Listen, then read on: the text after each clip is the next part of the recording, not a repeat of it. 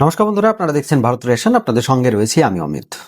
বন্ধুরা, দুটো দেশ যখনই একত্রিত হওয়ার কথাবার্তা চলছে না, ঠিক সারা বিশ্বে কয়েকটা দেশ রয়েছে যারা কিন্তু ভয়ে কাঁপুনি শুরু হয়ে গেছে তাদের। যেমন ধরুন, আমাদের পার্শ্ববর্তী দুটো দেশ বাংলাদেশ এবং পাকিস্তান, তারা দুটো দেশ একসঙ্গে হয়েছে, কিন্তু তারা এটা ভুলে গিয়েছে এই দুটো দেশকে যে কোনো মুহূর্তে কোনো এমন শক্তিও আছে যারা ধূলিসাৎ করে দিতে পারে।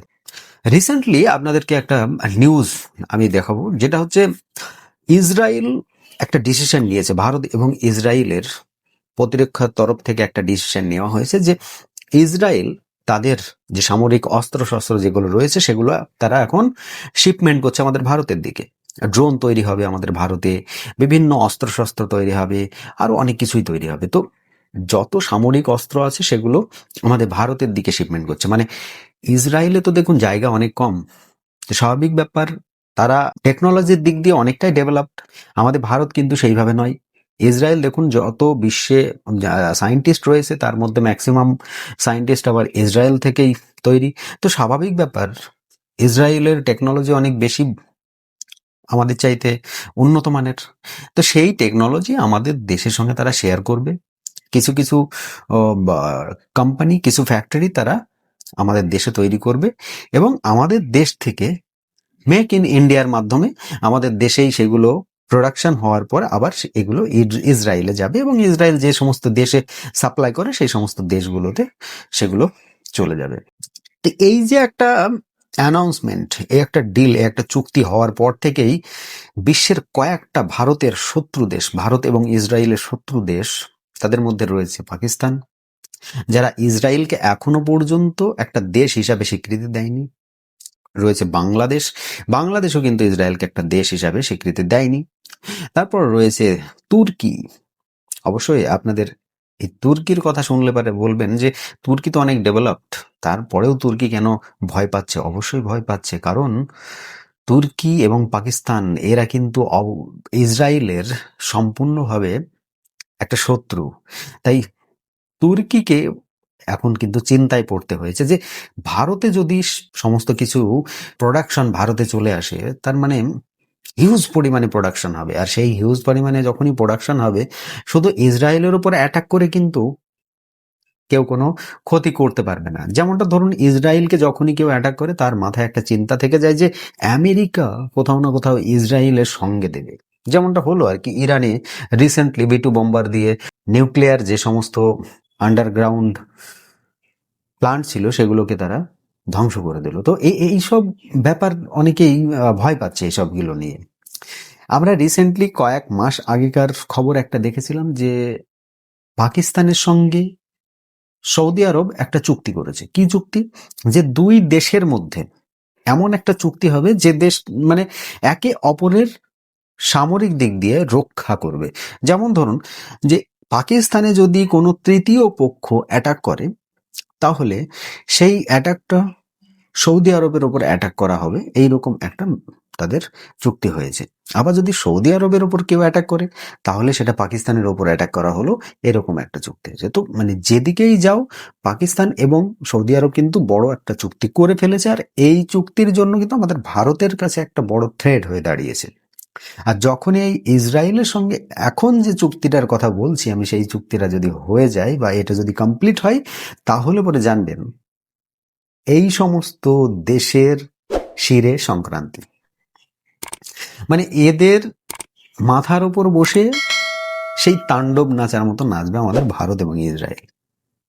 এমনিতেই তো ইসরায়েলের চারিদিকে শত্রু রয়েছে, তবুও ইসরায়েলের এইটুকু বাঁকা করতে পারে না।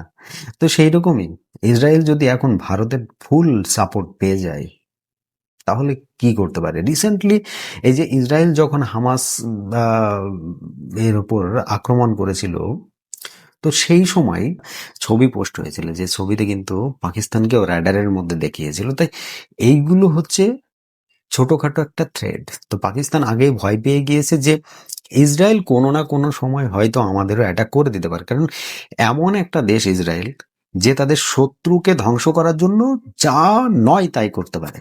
যেমন ধরুন, ইরানের মধ্যে মোবাইলে এমন ভাবে বিস্ফোট করালো, এমনভাবে মোবাইলকে বাস্ট করালো যে সেইখানকার সরকার ধরতেও পারলো না যে এগুলো কিভাবে করা হয়েছে। কিন্তু দায়ভার কে নিল?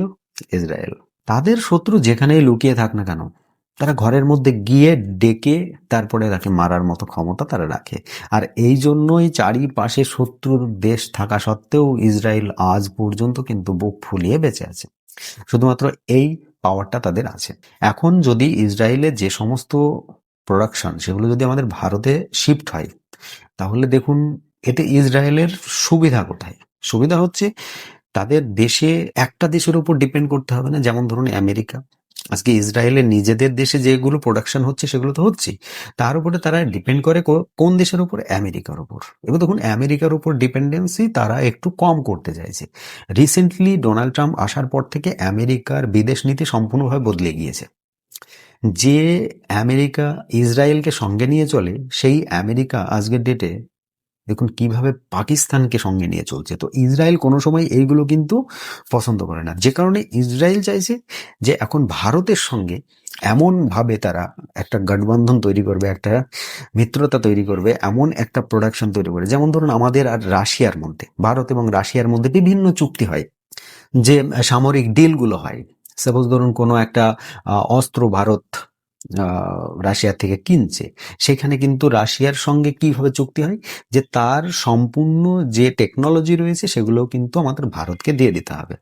মানে এগুলো কি হবে, নেক্সট টাইম আমরা শুধুমাত্র ওই প্রোডাক্টটাই কিনলাম না, তার টেকনোলজিটাও কিনে নিলাম। যদি দরকার পড়ে আমরা আমাদের ভারতেও সেগুলোকে কিন্তু প্রোডাকশন করতে পারবো, বা তার রিভার্স ইঞ্জিনিয়ারিং করে আমরা ওইখান থেকে আরো অনেক কিছু বানাতে পারবো। আমরা কিন্তু এই টেকনোলজিটা নেওয়ার পর থেকে আমাদের দেশের বিভিন্ন যে অস্ত্র শস্ত্র সামরিক দিক থেকে কিন্তু আমাদের উন্নত হয়েছে। আমাদের দেশের অগ্নি 2, অগ্নি 5 এরকম বিভিন্ন যে মিসাইল আমরা কিন্তু বুস্ট করেছি।